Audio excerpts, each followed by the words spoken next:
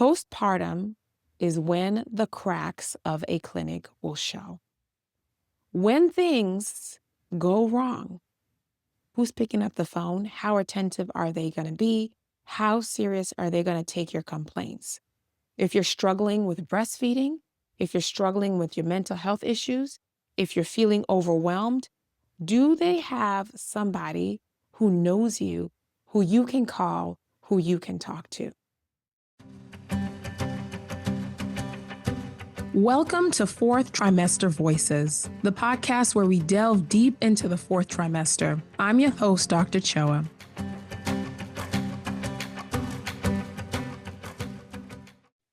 Welcome to Fourth Trimester Voices, everyone, where we amplify real stories, real resources, and real strategies to help you get through birth and postpartum.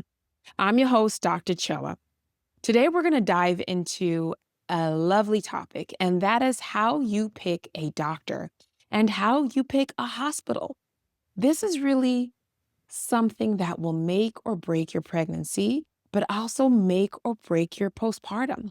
And the postpartum experience is often forgotten. And so I really thought it was important to get on here and talk about how to pick a doctor or a midwife who is going to support your healing as well. So I'm going to first take you behind the scenes of my own journey.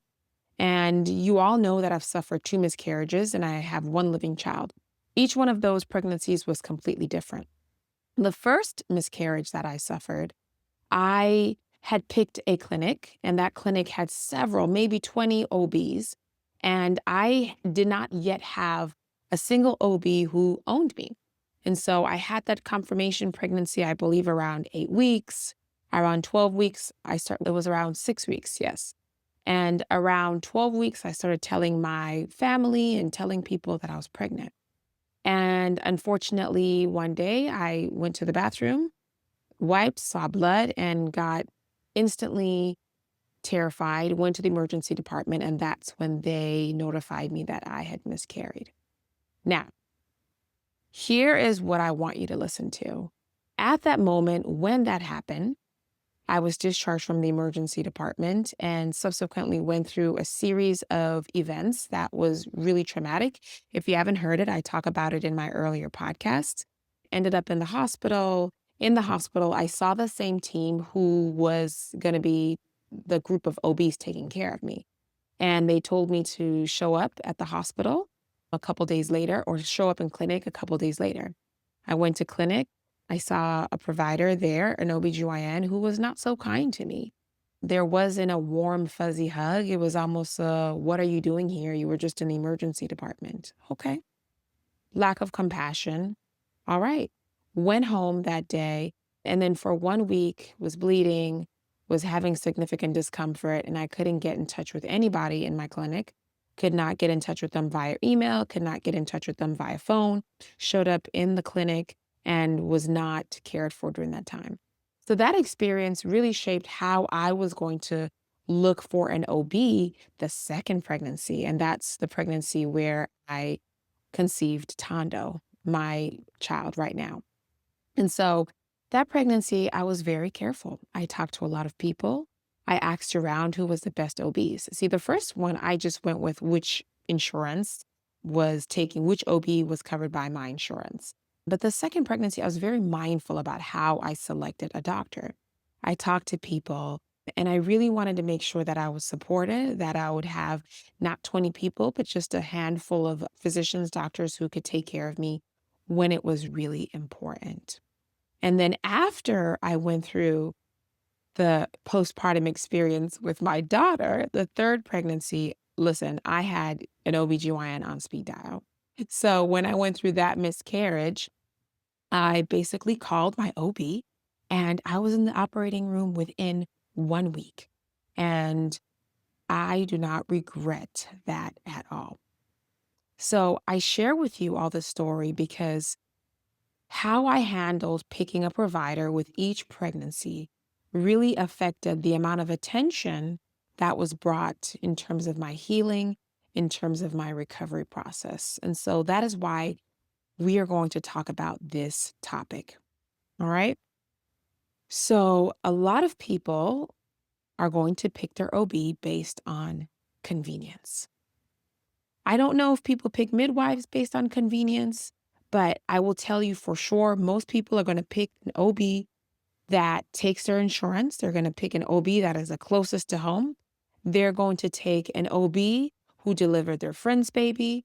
And that's basically surface level. I'm going to encourage you to go deeper than that. I want you to ask, will this OB support me after delivery? Are they part of a practice where I'll see the same face each time or a rotating cast of strangers? Postpartum is when the cracks of a clinic will show. When things go wrong, who's picking up the phone? How attentive are they going to be? How serious are they going to take your complaints? If you're struggling with breastfeeding, if you're struggling with your mental health issues, if you're feeling overwhelmed, do they have somebody who knows you, who you can call, who you can talk to? When you're doing your interviews, trying to figure out which OB or midwife is best for you, I want you to pick somebody who values the fourth trimester. Someone who goes beyond the 6-week visit. I want them to not only screen for postpartum depression, but they have resources. What resources do you have if I get an abnormal screen in terms of depression? Do you have a resource list? Do you have a therapist or an OBGYN who you refer your clients to, who can see me immediately when a situation exists?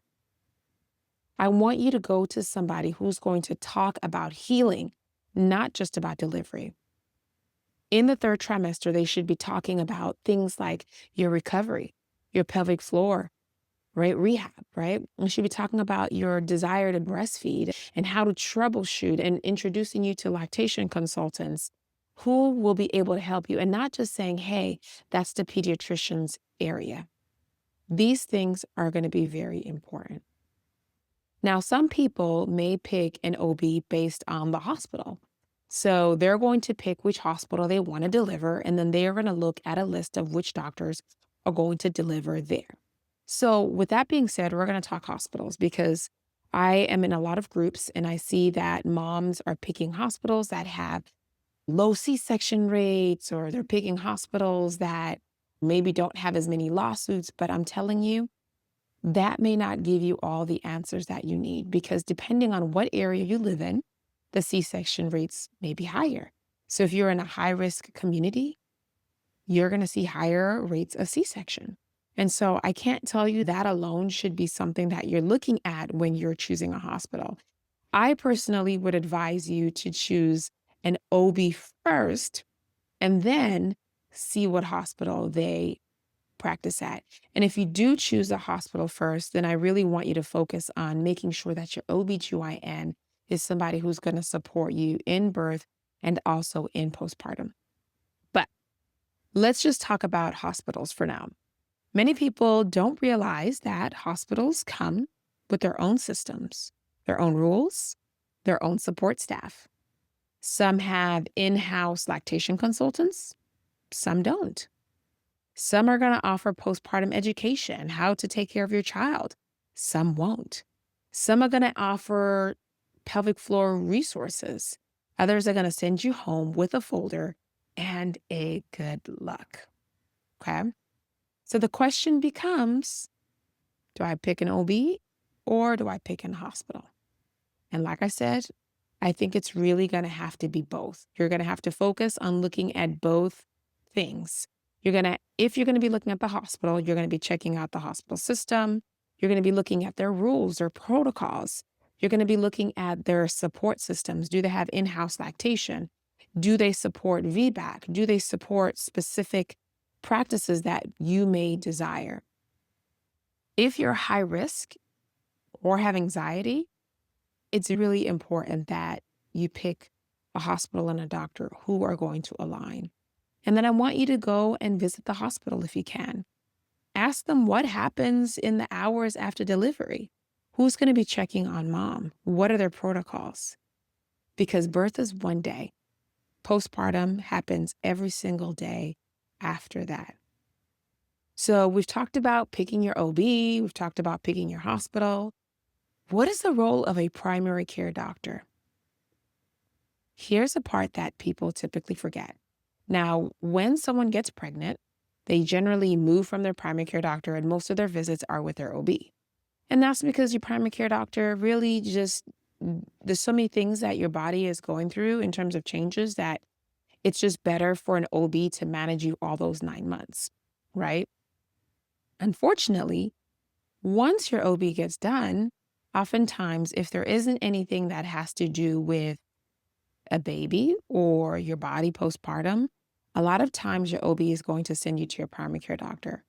And if you don't have a primary care doctor, for a lot of people, they end up in the emergency department or urgent care, which is not the place that you want to go when you have a newborn. So your OB may even stop seeing you after that 6-week visit. And so you may be left on blood pressure meds if you were on meds, maybe because of preeclampsia. You may be trying to figure out if you're going to be a diabetic or not after suffering from gestational diabetes. But your OB is not going to manage that. Your primary care doctor is going to have to assess your risk, try to get you off of medication. They're going to make sure that you don't develop diabetes down the line. They're going to be following up on your lipids. So it's really important for you to have an established relationship with a primary care doctor before you deliver.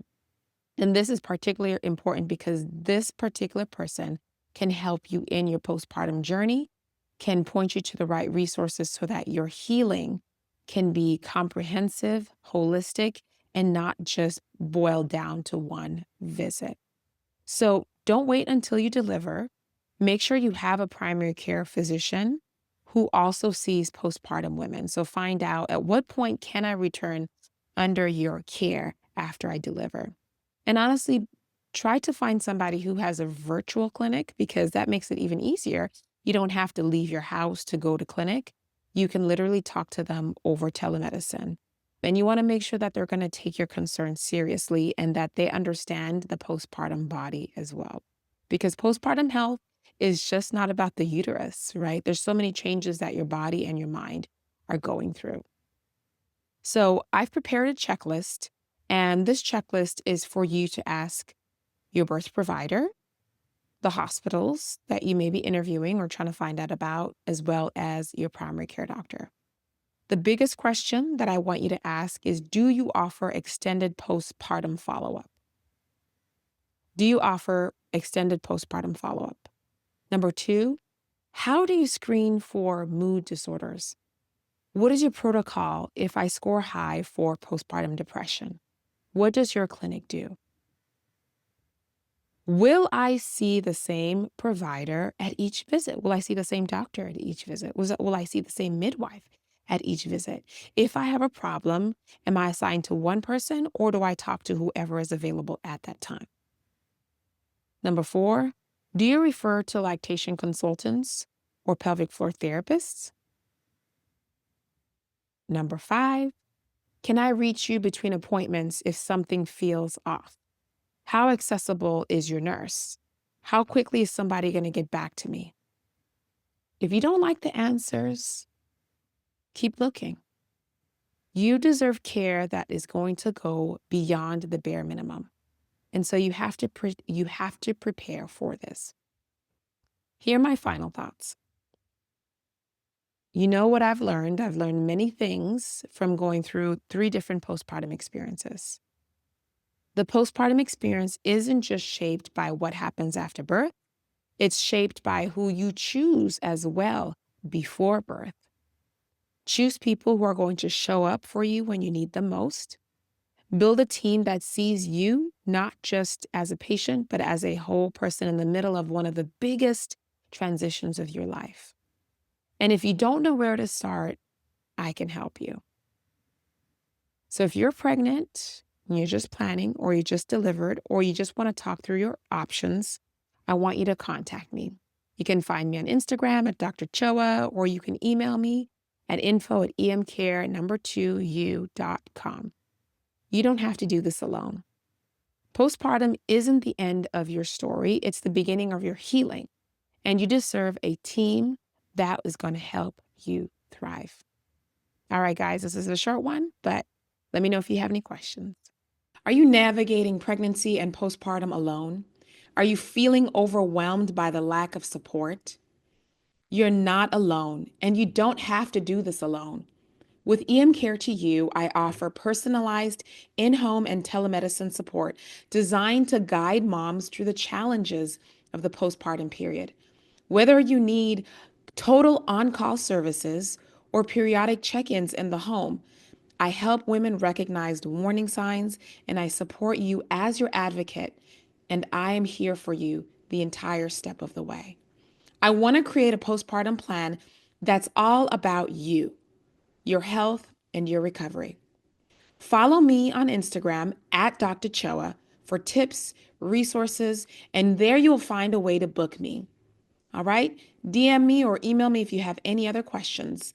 Other than that, I'm on all social media platforms under Dr. Choa, DrChowa. Let's build a village of support. Let's give you the hope that you need to get through this period of time. Take care. My name is Dr. Choa, and it's been lovely talking with you all today. Take care.